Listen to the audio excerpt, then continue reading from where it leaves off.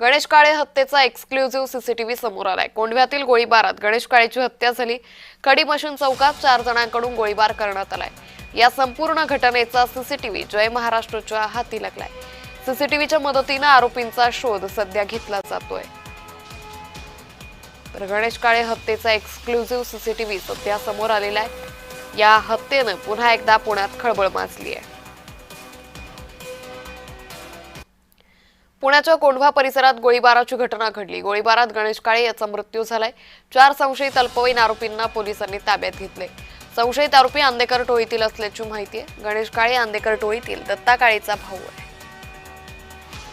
त्यावेळी कोंढव्यातील आमिर खान टोळीकडून हत्या झाल्याचा संशय व्यक्त केला जातोय।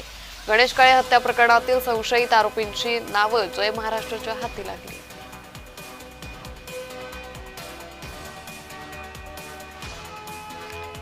दुपारी 3:35च्या सुमारास आम्हाला पेट्रोल पंपावरून घटनेबाबत एक कॉल मिळाला। लागलीच घटनास्थळी आमचे सिनियर पीआय कोंढवा एसीपी आम्ही घटनास्थळी धाव घेतली। या ठिकाणी गणेश काळे या इसमावरती जवळून मोटारसायकलवरती आलेल्या काही इसमांनी फायरिंग केली आणि त्यामध्ये जागीच त्यांचा मृत्यू झालेला आहे।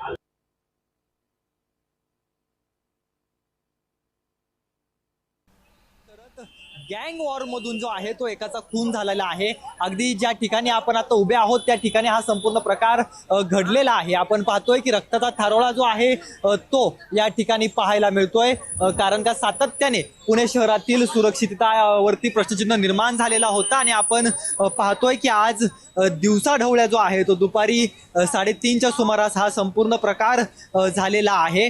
ज्या व्यक्तीचा खून झालेला आहे तो व्यक्ती जो आहे तो गुन्हेगारी प्रवृत्तीशी निगडीत असल्याची देखील माहिती मिळते। एक गुन्हा जो आहे तो त्याच्यावरती दाखल आहे आणि सगळ्यात महत्त्वाची बाब म्हणजे वनराज आंदेकर यांचा खून झाल्यानंतर ज्या आरोपीला अटक करण्यात आलेली होती तो आरोपी होता समीर काळे आणि त्याच आरोपीचा भाऊ म्हणजे हा गणेश काळे आहे आणि याच गणेश काळेचा खून या ठिकाणी झाल्याची माहिती मिळते। त्यामुळे वनराज आंदेकरच्या हत्येनंतर काही दिवसांपूर्वी आयुष कोमकरचा खून करण्यात आलेला होता। बदला काहीसा जो आहे तो आंदेकरांनी घेतलेला होता। त्यानंतर आता त्यांनी मोर्चा सोमा गायकवाडकडे वळवला आहे का हा प्रश्न जो आहे तो पडलेला पाहायला मिळतोय, कारण का हा समीर काळे जो होता तो सोमनाथ गायकवाड याचा नंबरकारी होता। आंदेकर कुटुंबातले अनेक जण सध्या जेरबंद आहेत।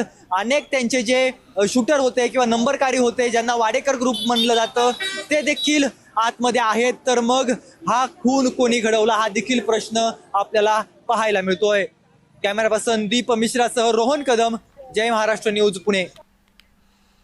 पलटण आत्महत्या प्रकरणात एसआयटी स्थापन करण्यात आली। आयपीएस तेजस्वी सातपुतेंच्या नेतृत्वात एसआयटी स्थापन करण्यात आली आहे।